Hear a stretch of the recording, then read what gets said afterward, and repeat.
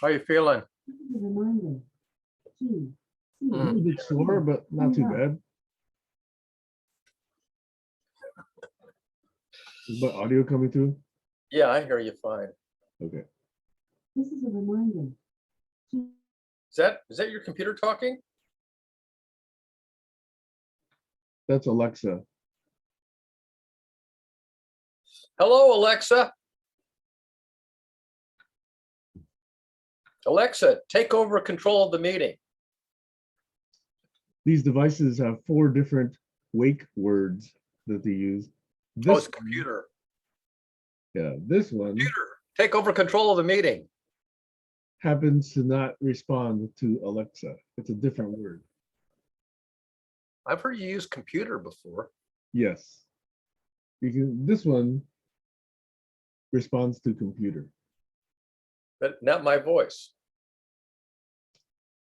Computer, how old is Barry?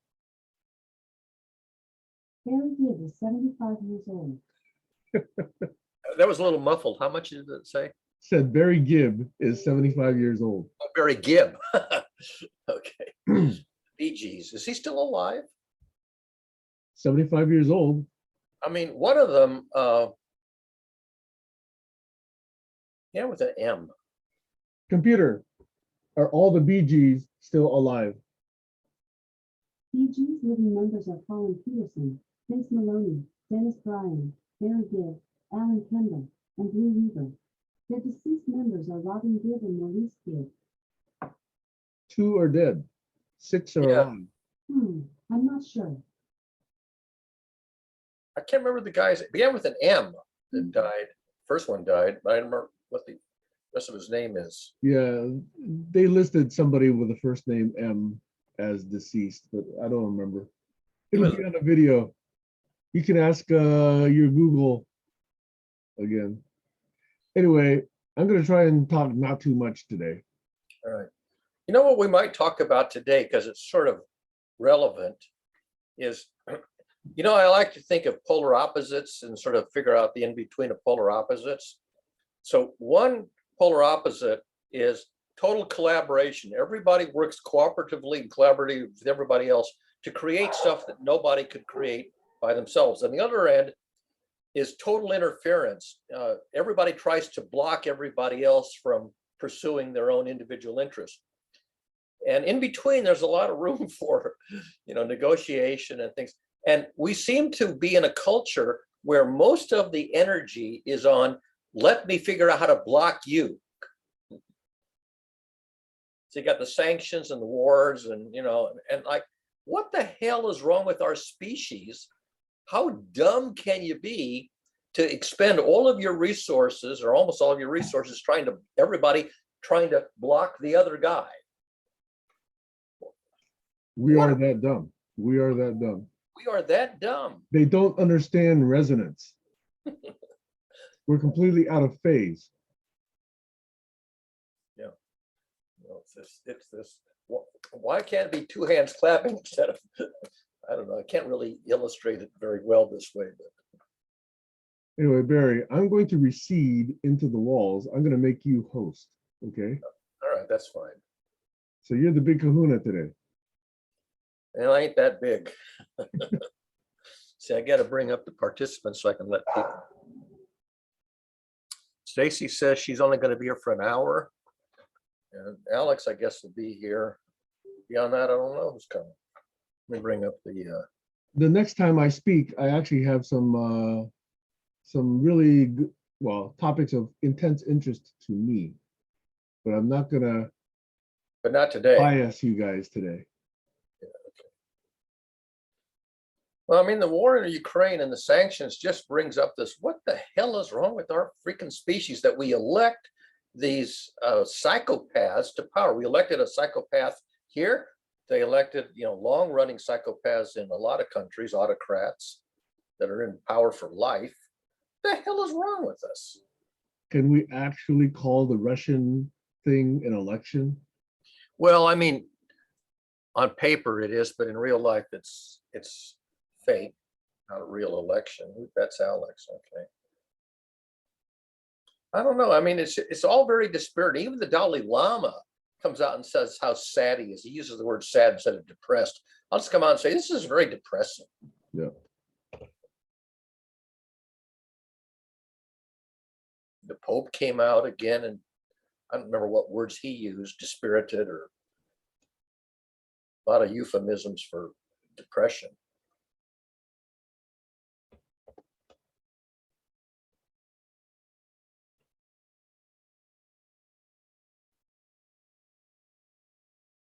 There's Kayla.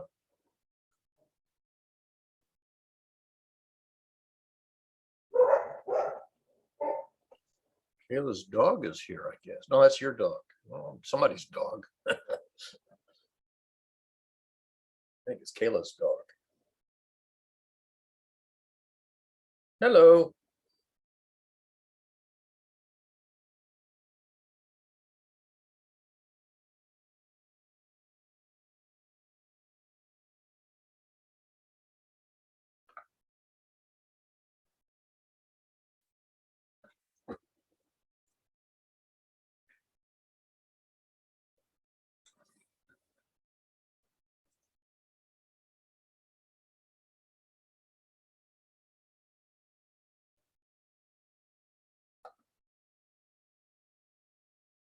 Hello.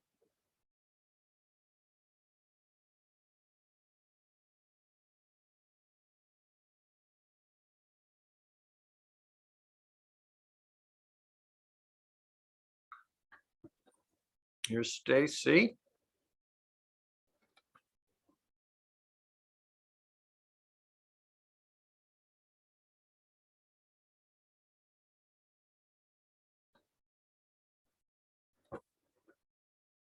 Oh, Kayla says something wrong with her mic.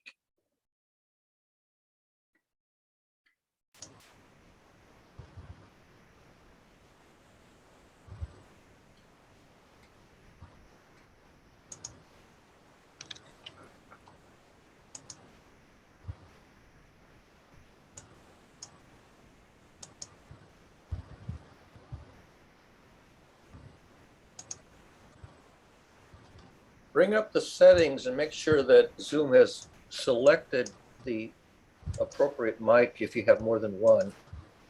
Well, her mute sign is on. Yeah, but she also just said that her mic wasn't working in the chat. And is that background noise coming from you or Alex? That thumping. Can you hear what kind of noise can you hear? Actually, White noise. I thought I heard Kayla's dog when she first connected. I heard a Well, dog. she's going to have to unmute for us to figure out if it's working or not. Well, she's muted now, but I thought I heard a dog barking in the background, and she was the only one who could have had her mic on. Because Sam had muted himself just before the salmon.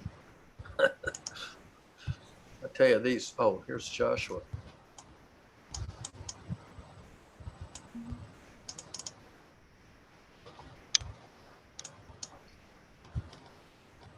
Hear a thump thump. I just hear white noise swishing in the background. Yeah. I'll mute my mic right now, so tell me if it stops.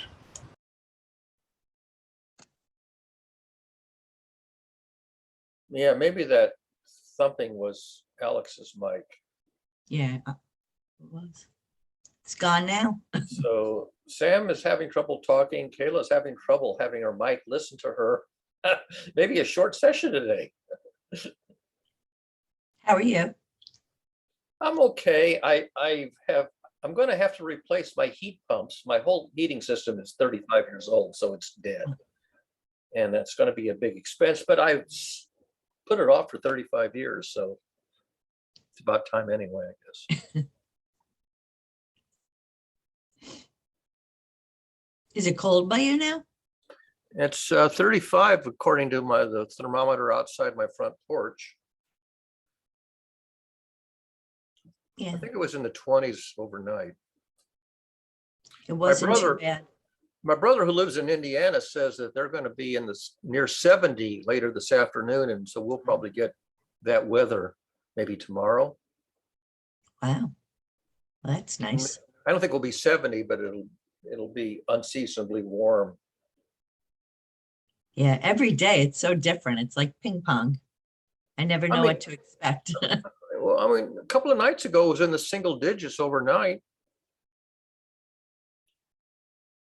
As luck would have it, you know, Tuesday is the day I have to start my car in the morning, and it was, I don't know, 10 degrees or something, which is dicey. It started, but Why do you have to start your car on Tuesdays? To go somewhere, or? yeah, Is that's that the day. your That's routine? the morning. That's the morning that I volunteer at the community center in the Fix-It shop. Got it. And also, I have to pick up the other guy because he's doesn't drive anymore, and he's on my way, but means that I have to be on time. Fair. Hmm.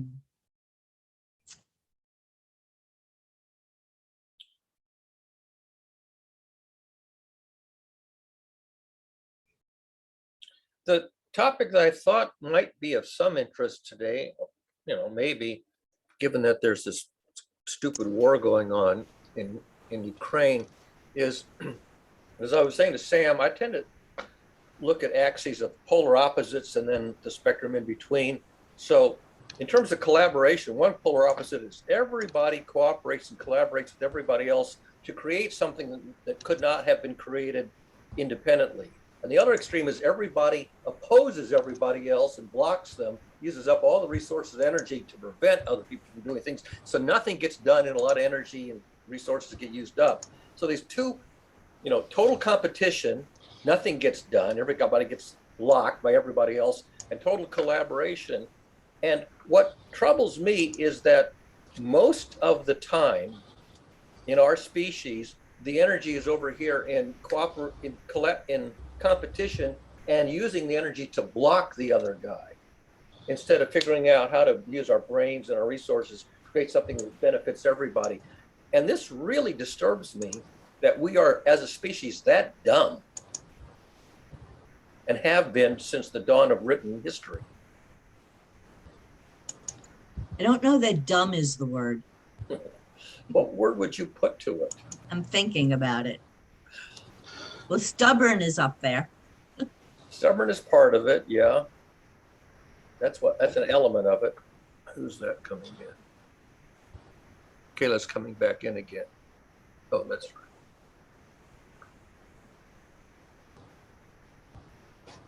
Let's see. Foolish.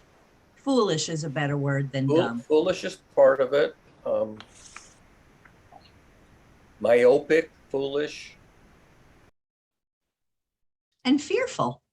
Yeah, fear. I think fear is a big element of that behavior. Good morning. Good Good morning. Your mic is working now. Yeah, I don't know what's going on with my Mac. And I think it's because my Mac had an update, Zoom had an update, and then I had to teach class, and then I was in a panic when I taught class. So I don't know what I did, but I'll figure it out later because today I'm quite busy. So now I'm on my phone. Oh, you are? Because updating Zoom oftentimes changes the settings for the microphone if you have more than one audio system. Other people have reported that a Zoom update just makes everything go off kilter. I'm Right. just going to add for the record that Sam added the words unimaginative and idiotic to Yeah, the chat. yeah. What's wrong with Sam's mic? Oh, it's not his mic. He had a tooth extracted yesterday, so he doesn't want to try to talk too much today. So he's going to sort of fade into the background. He mentioned that on the messenger chat a little while ago. I'm sorry, Sam, but that's funny. And only because I know him.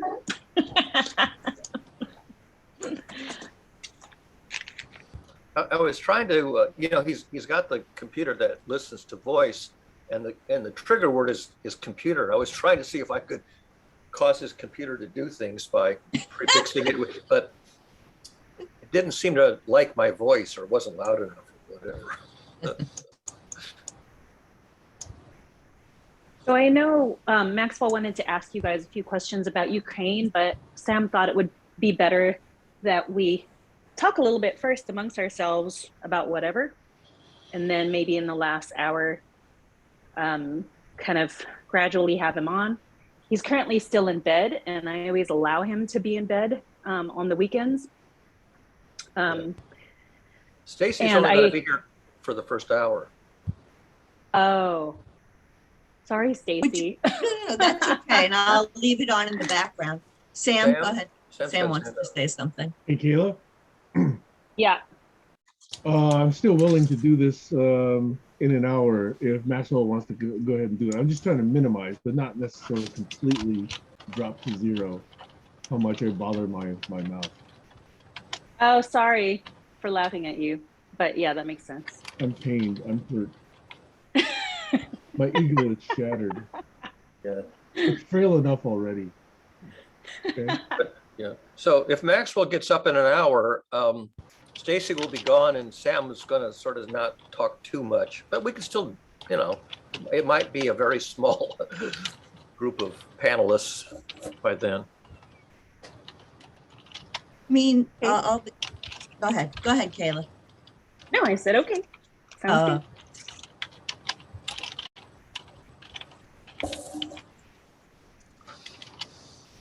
So yeah, I mean, I'm as perplexed as anybody, you know, why we end up with these crazy conflicts that consume energy and pain and basically create nothing of mutual value. This is really a very disturbing feature of our culture and our species. And it's inexplicable. It's indefensible.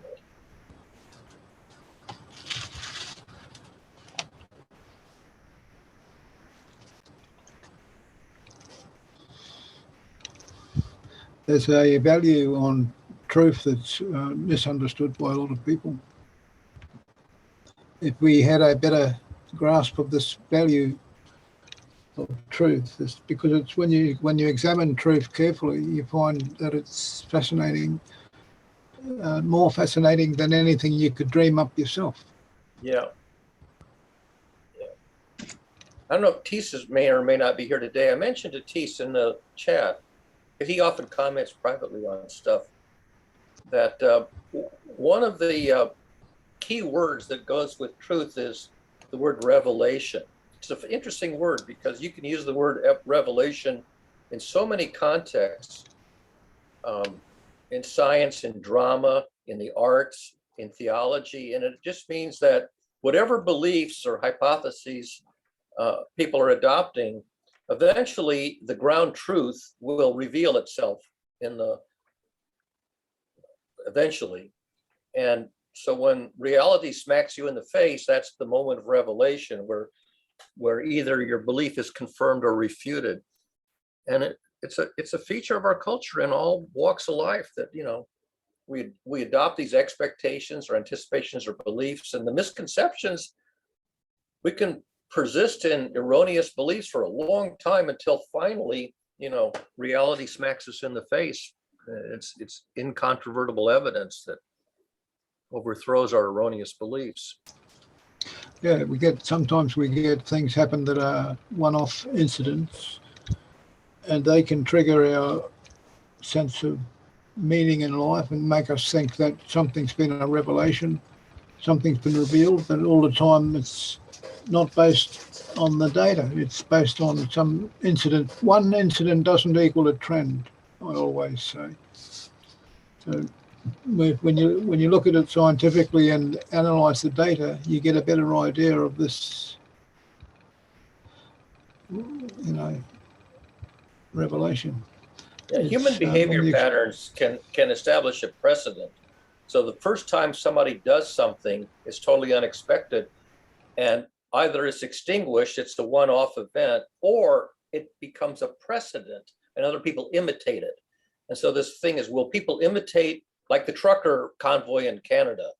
Was that a one-off event, or will that spread and become a practice, you know, in the US and around the world. So this issue of one-off events becoming a recurring practice versus once and done.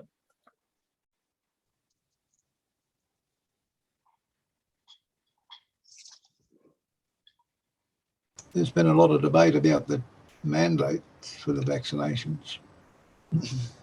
Yeah, that tends to be driven by evolving data, because you don't, when you have a lack of knowledge, you tend to be conservative, and the more knowledge you get, the more you can be bold, because you're still, you know that you're still safe. So the more knowledge you have, the more you can ease off conservative approaches. Yeah, when you're looking at the graphs, the amount of data that's supporting those graphs and showing you the results is critical. If you haven't got enough there, you're getting a poorer picture. Yeah, the analysis of the sewage turns out to be a very powerful leading indicator of the level of the pandemic in the community. And it took a while before they realized that they could analyze sewage water and get really, really good early data. But now I think hundreds of sites around the country, around the world, are measuring the sewage, and therefore getting very reliable leading indicators of where we stand with respect to the spread of the pandemic, or the receding levels of spread. Sewage doesn't lie. As long as the chemical analysis, biological analysis is accurate, and is getting very accurate, and more, that's a practice that was innovative and constructive and is spreading, and a good thing, because it gives us reliable information early on. So we don't have somebody discovered there was unreliable information coming from the hospitals reporting deaths. Because it's one thing to report deaths, reporting causes of death when there's multiple factors involved. Yeah. So you can't say that any one factor was utilized. Which straw broke the camel's back? It's the total weight on the camel, and not the particular last straw. And so it's very hard to say a cause of death. It's usually like pneumonia. Yeah. People die of pneumonia because that was the last thing that happened, and they stopped breathing. But they had an underlying condition that was, really the cause of death. So, when hospitals were getting paid to cope with the disaster, and what they were measuring, the government was measuring the number of COVID cases the hospital had to deal with. So that caused a false reporting, and they started reporting people dying of COVID when they were dying from other things. The really interesting statistic, I don't know if we've ever mentioned it in this session, they can estimate very reliably statistically the number of deaths in the population per year. What they found is that you take the expected number of deaths, and then during the pandemic, it was higher by some percentage than the normal expected amount. So these were called the excess deaths. And the excess deaths were said to be due to the pandemic, even though you didn't know individually which people died of COVID versus some underlying cause. This increase in the death rate Makes sense. was clearly due to COVID. You could just see this excess deaths per year. How many more funerals? How many more coffins? How many more death certificates? So without regard to the express cause of death on any one, you knew the death rate due to COVID. That's a statistic that's very reliable. Yeah, there wasn't many deaths from excessive. There wasn't many deaths from adverse reactions to the vaccine, so that wouldn't have impacted the result much. Yeah, they already knew that it was a very, very small, infinitesimal percentage of people who had a severe negative reaction to the vaccine. Onesies and twosies. There's been somebody said there was an increase in the crime rate and suicides. Oh, that I didn't see any data. I didn't see any stories on that. In Philadelphia, because the crime rate was going up in Philadelphia anyway. Well, people are out of work. It's speaking of crime rate, I did something for the first time that I have never done before. I put my landline on Do Not Disturb for about a day. Because 2 days ago, I was getting call after call after call of some scam call involving, you've purchased an iPhone 11 on Amazon. Is this good? If so, press 1, otherwise press 2. Did anybody else get, I was getting dozens of those calls all, what day was it? I think Wednesday. No, I just get my warranty guy. Okay. Anyway, and they were coming all from different phone numbers. Random, most of them were not a real person, a name unavailable or just the town. And boy, I tell you, I just literally turned my phone off. I got a call from a guy with a really strong Indian, Afghanistan kind of accent. And he reckoned I had a virus in my machine because I had Microsoft Windows on my machine, and it was infected with the virus, and I had to give him all my details. Yeah, I used to get those all the time. Those have sort of run their course. But this one that I got, I looked it up on the web, and it turns out this has been around for more than a year. This basic, you've got a purchase of a expensive item on Amazon, press 1 or press 2 if this is right or wrong. And then they just basically try to get your user data to quote unquote, to turn this off, and you basically snookered into revealing your identity, your password, whatever, your credit card. It's getting more difficult to install software these days too, especially operating systems like Windows, Microsoft and Apple. They use a system, they've developed a system called Secure Boot, and it goes into the BIOS from the manufacturer. Oh, UEFI, yeah. It makes it easy to track criminals, so I suppose it's a good move. Oh, by the way, Stacy, our friend Larry Eli has not been using two-factor authentication on Facebook. Evidently, Facebook is making it mandatory. So they sent out email to everybody who doesn't have it. And he didn't know if this email was legit or not, because it came from facebookmail.com instead of mail.facebook.com. And I had to look it up, and it's legit. They really do have a domain called facebookmail.com that they use to do two-factor authentication and warnings of, you just logged in from a different browser or a different location. Is that really you? He had another post that I wanted to tag you on, but I was sick yesterday and I just didn't want to get involved with Facebook. But it was interesting and it was mathematical and I could not verify it, where he talked about the vectors being the same between 2 points in history. I'll find it and I want you to look at it, because that's the thing. We have it sounds like, wow, but who has the ability to go back and check if mathematically what he's saying occurs is even real? And I'm not saying he's trying to deceive. I'm just saying, I don't know how he got that equation. If you go looking for coincidences, rare coincidences, you'll find a normal percentage, a small but expected percentage of rare coincidences. But if you cherry pick the coincidences, you can make it sound like they're momentous, whether or not just rare. Well, wait a minute. If that happened, if that's accurate, that's a pretty big coincidence that I don't believe that's a coincidence. I mean, there might be, who's to say there's not something to that? Like, why negate it all of a sudden? If that is true, that's a pretty big deal, because I think that would be a rare coincidence. What you're looking for is a cause and effect. Is there a cause and effect linkage, or is it an unrelated coincidence? And the question, this is a big question. Does it only have to be those two choices?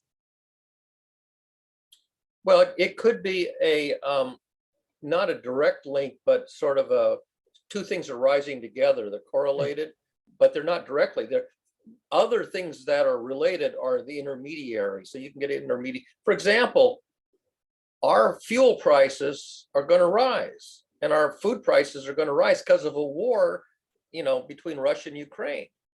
Because a lot of stuff is fungible.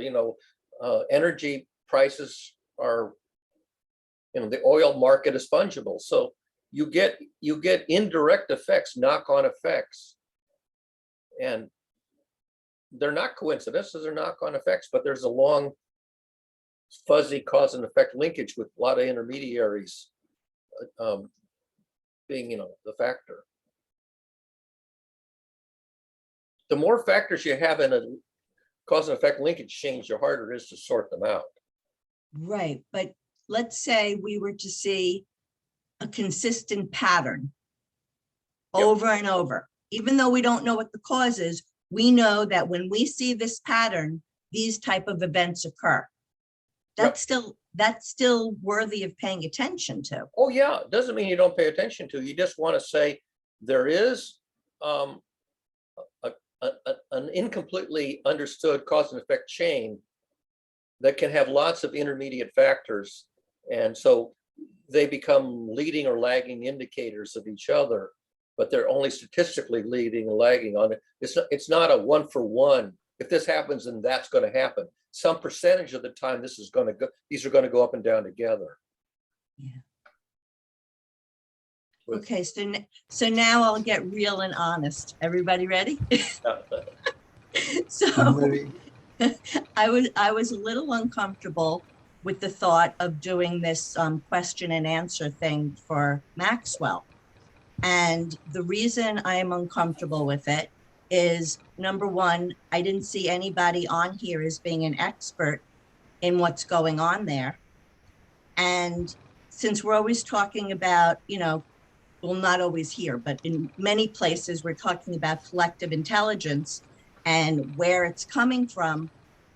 Like I thought, well, is anybody gonna be talking about what spiritual people say is happening?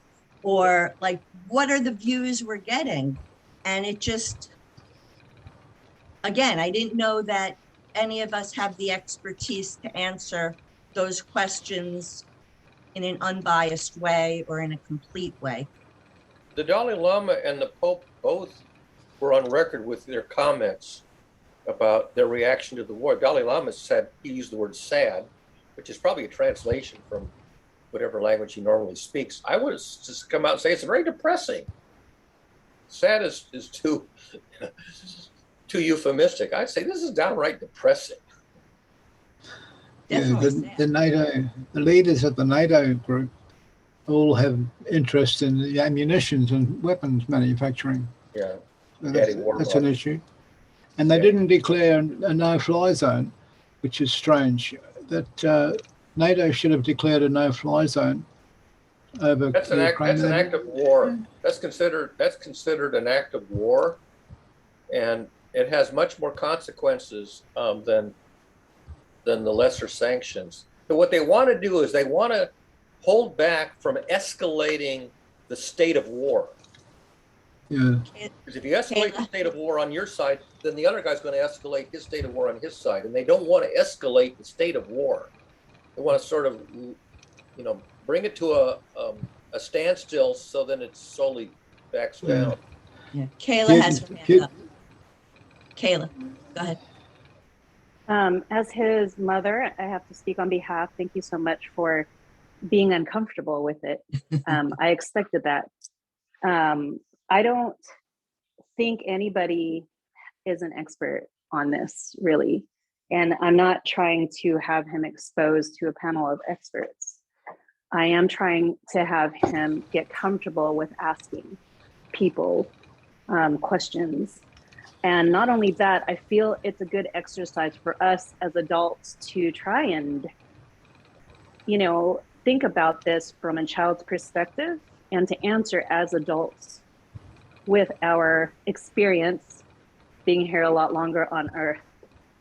And hopefully giving him more resources and also answering in a way that's unbiased, just thinking in all different directions. I don't expect anyone to give him an ultimate answer where he goes, aha, just because we can't even do that ourselves. But I do hope that, as my friends, I feel like all of you are, can answer his questions, period, and give him a little bit of enlightenment so that he isn't afraid to ask these questions in the future. Yep. So hopefully that answers or kind of de-escalates your concern, Yeah. Stacy. A psychologist kept urging me to prefix my opinions with "to my mind," not being an expert, and then give, and you say, but this is the best I'm able to think about it, but I'm not an expert. So to my mind, XYZ. It's not asserted as the ground truth. It's just one perspective.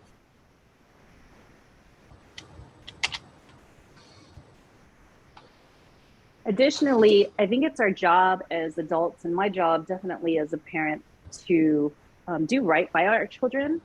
Yeah. And I know a lot of people have different views. Oh, I shouldn't expose my children to this or that.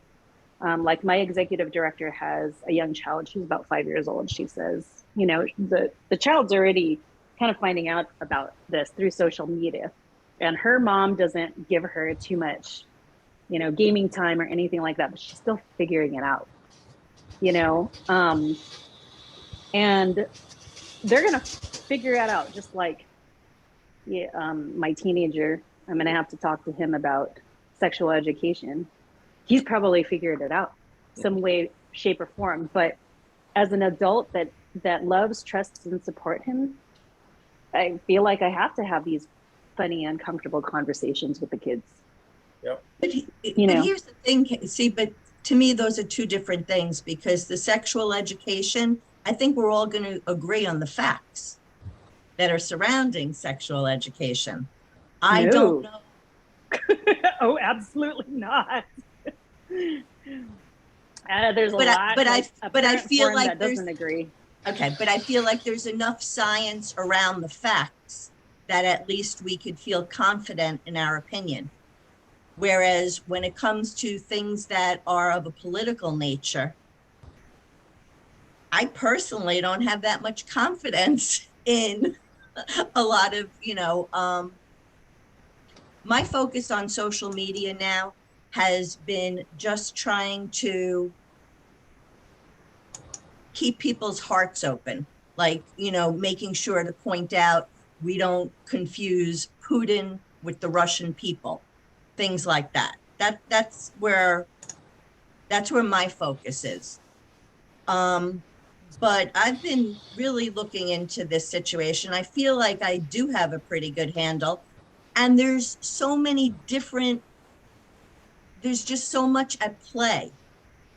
And to pretend that we really understand the whole thing, I don't know. Sam has his hand up, so I will let him speak. I'm going to try and keep things concise today. If I go back to the way I think of these conversations, if let's say all of us were in an after dinner saunter in the city plaza or the city big square, and some of us are bringing our kids, and a kid says, hey, Uncle Sam, or hey, Aunt Stacy, or hey, Uncle Alex, blah, blah, blah. You would want to engage in a conversation as best you could with the person who's actually, now just come up. You wouldn't say, oh, wait, I'm not an expert on this. I'm not going to have this conversation right now. I think that's a different kind of engagement.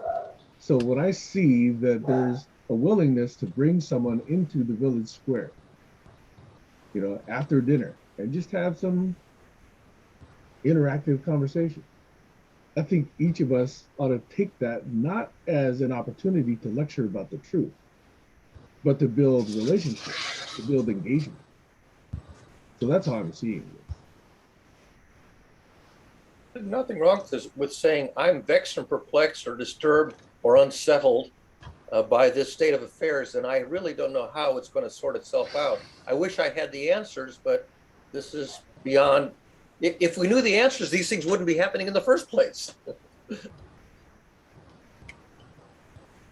I also want to add exactly what Barry said, and that it's important for kids to see this. It's important for them to see that sometimes adults don't have the answers. I've made a list of, I think, a dozen recurring issues for which we've never had the answers. If I can remember to tick them off: violence, oppression, injustice, corruption, poverty, ignorance, alienation, abuse, suffering, and terrorism. I don't know if that was 12, but I've been building this list of unsolved problems that have plagued humankind since the dawn of recorded history. And it's like the whack-a-mole thing. One pops up. If you try to pop that one down, underneath it, it's connected to one of the others. So these 12 recurring issues are not independent. If you work on one of them, you bring up another one over there.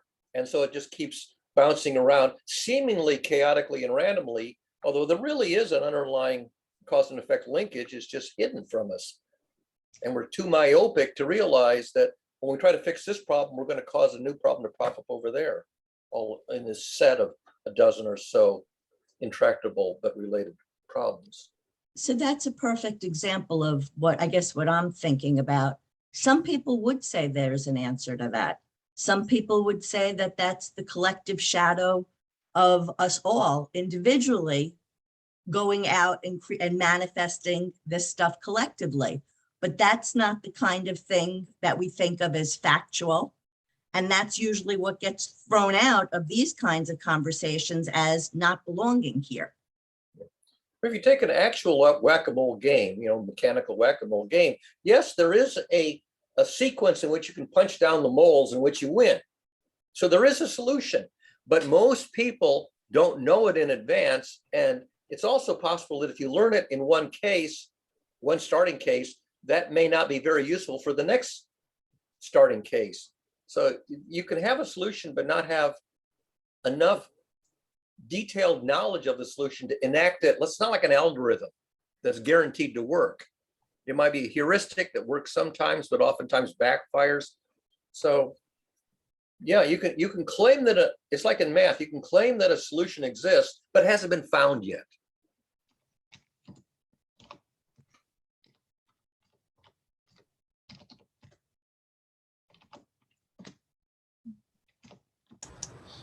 Alchemy. Well, it We took us can a while to realize you couldn't turn lead into gold, except that you can, but not by the way you thought. Yeah, you can turn a carbon into diamond. Yeah, but that's the same chemical element. Whereas lead and gold are different chemical elements. So you got to go into the atomic level and do nuclear engineering, which we sort of understand the concept, but that doesn't mean we can still do it. It's like genetic engineering. You can understand genes without being able to manipulate them. Well, the biology is genetic, but the mineral compounds, they have a structure that's in mineralogy. There are elements like rock and stone and magnesium, all of those elements, they're all physical things with attributes. But in biology, you've got genetics. It's a much more complex thing. Right. Yeah. And, yeah. I mean, there's only, 92 natural elements, and they have a structure.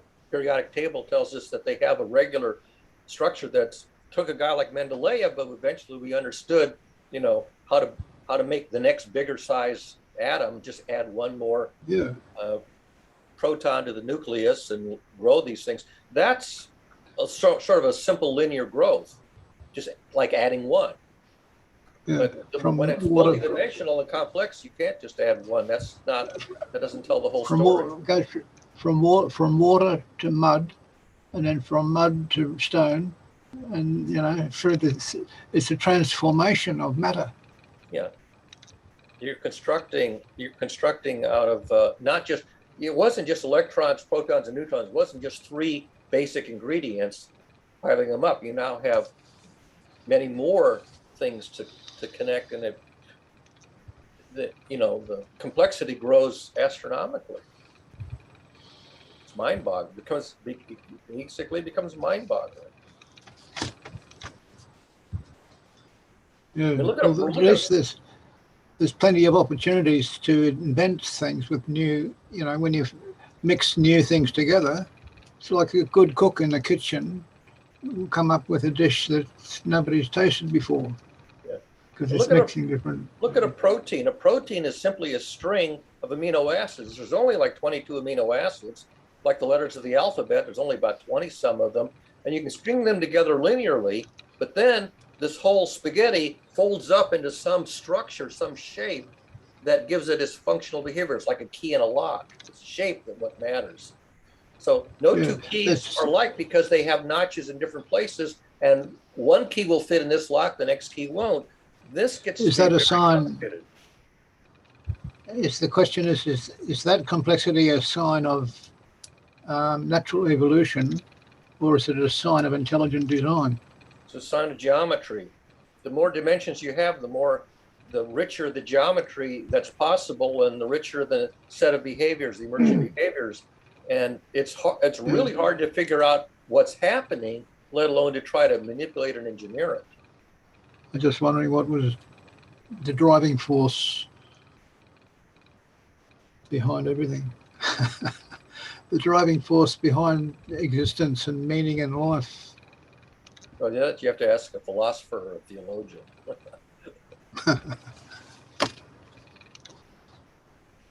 You know, one thing is, ask not what is the meaning of life. Ask, how can I create a life of meaning? How can I make my life meaningful, as opposed to what is the meaning of life? You know, find a problem that's tractable but unsolved and solve it. For example, some people in science and engineering do that.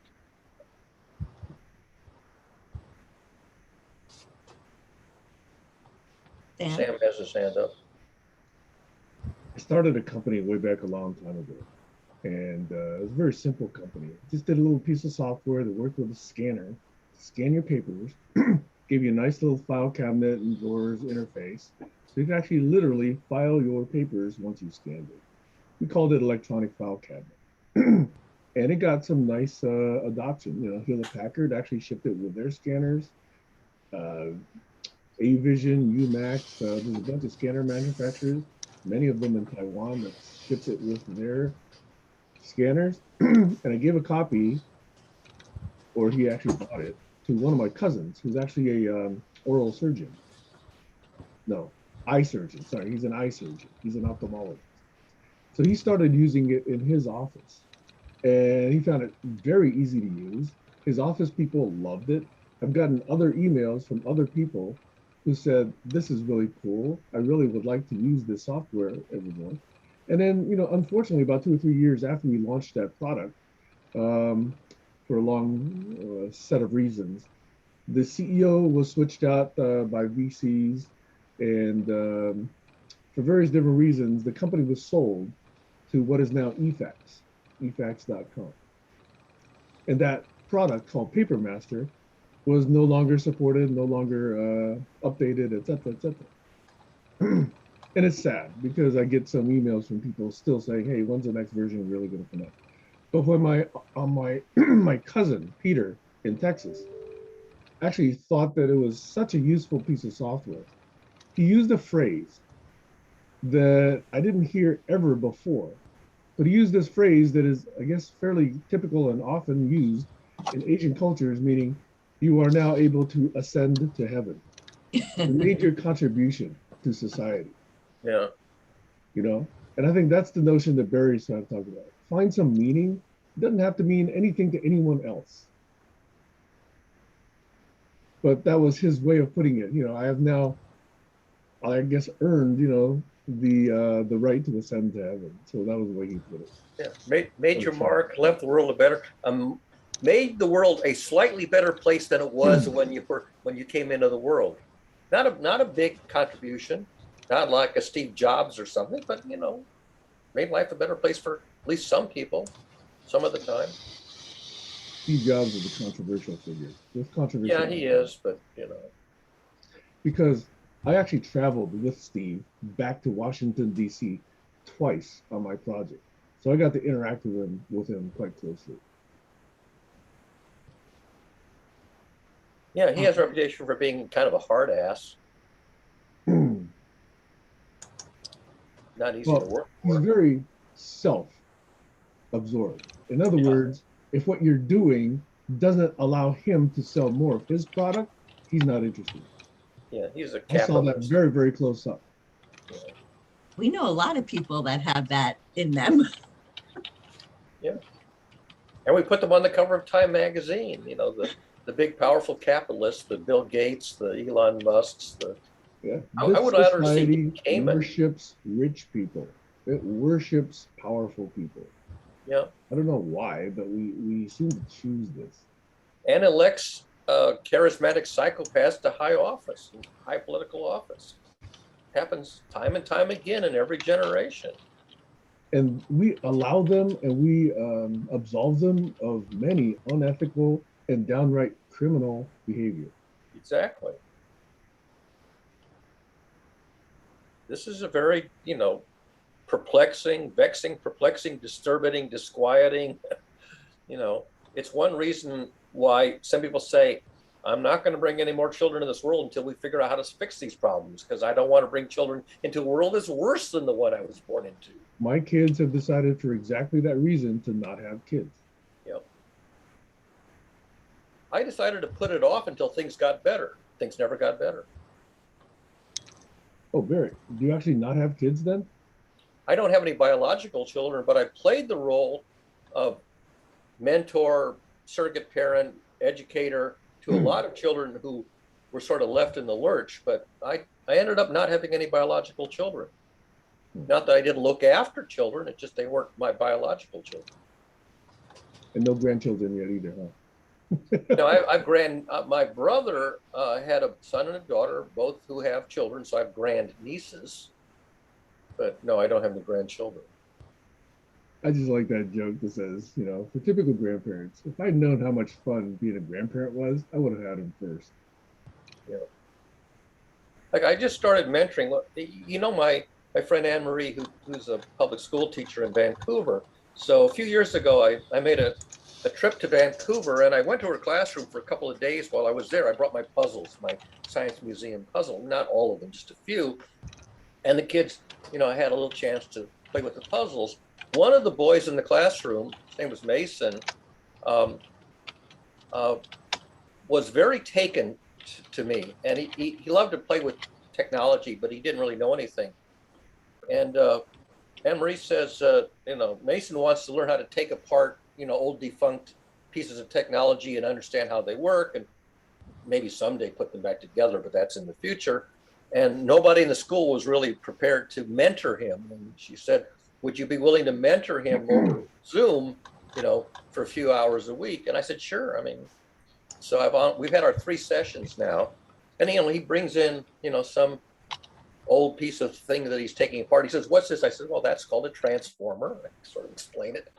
You know, that's a capacitor. I sort of explain it, and sort of gradually just introduce him to what is all this, you know, curious pieces of technology that when they're assembled and working, you get a wonderfully marvelous piece of working technology. And then when it fails, you just got a pile of parts. You know, so you take them apart and you learn all the parts, and someday you can take one that's broken and fix it. And that might take years before you can take 2 similar items, both of which are non-functional, figure out what components are failing, cannibalize them, swap them, and get one working system out of 2 broken systems. And that's a wonderful thing to do, because you're saving the, you know, the junk pile, and you're using your resources, but it's not something you can just, you know, just do. You gotta spend some time learning about how things work. You know, how are things connected? You know, if a component has failed, that's one thing. If a connection has failed, that's one thing. Do I reconnect or do I replace the component? Which component? Which connection? What is it doing? If the item is not functioning, what's causing the dysfunction? That's useful stuff to play with, and they don't teach that in elementary school or middle school.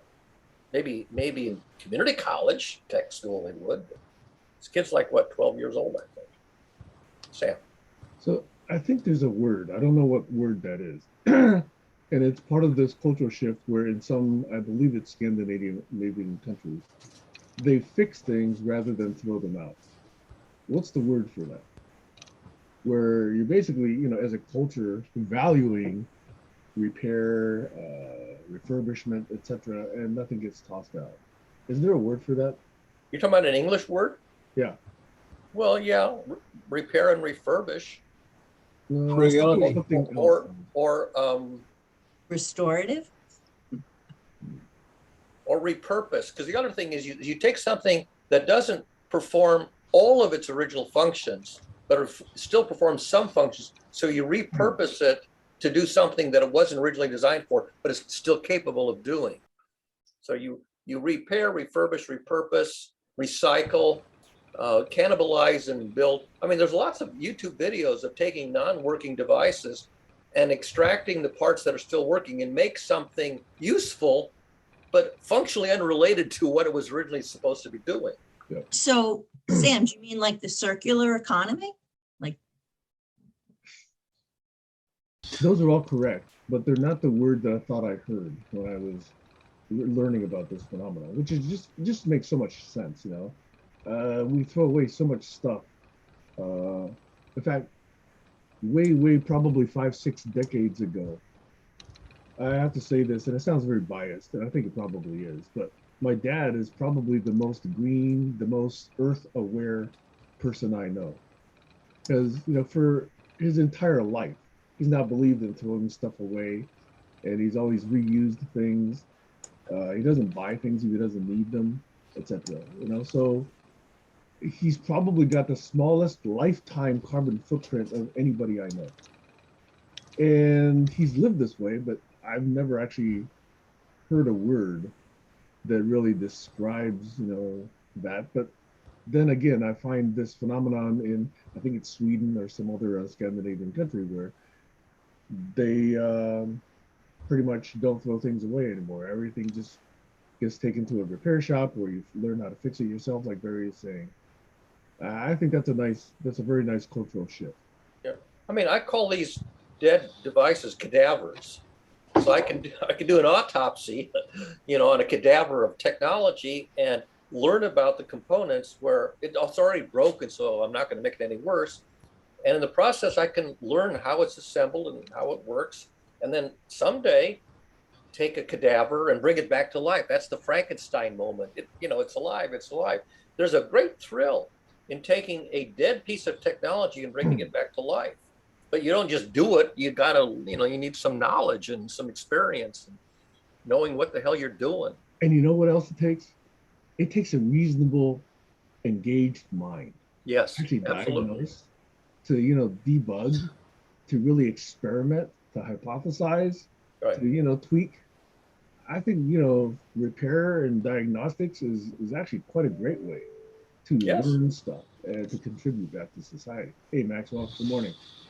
Barry, just so you know, I've had this coffee maker in my hallway that I'm saving because I plan on visiting Barry, and I'm bringing you the coffee maker. I've been saving it. Yeah, I've repaired my own coffee makers. We get them in the fix-it shop too. And very often, I mean, they have well-known failure modes. So oftentimes it's a well-known failure mode, and therefore it's a well-known fix. But for me, I go onto YouTube and I find somebody who's showing how to fix a particular model of a particular device, and I learn the how to do it. Like for example, this old Android, which my neighbor gave me when the battery died after so many years, I went on YouTube and learned how to disassemble it, and for like $12 I got a replacement battery and successfully disassembled it, installed a new battery without killing, completely destroying the unit in the process. I wouldn't have been able to do that without those YouTube videos, but I had to spend an hour or two watching. I watched, I think, 5 different videos before I was confident that I understood exactly the minimum I had to do to replace the battery and reassemble it. Sam just got. Well, I just noticed Maxwell is here. So Maxwell, you're about 2 or 3 minutes early. Morning. And so I wanted to see if we wanted to do any kind of a shift Or did we want to let Maxwell still take another 3 minutes to get his coffee? Sam, before he goes on, can we stop the recording? Sorry. All right. Oh, Before do he you want me goes to on. do that, or do you have still controls to do I that? got it back, Hold on. Aaron. Let me get the something for you. Where is it? Stop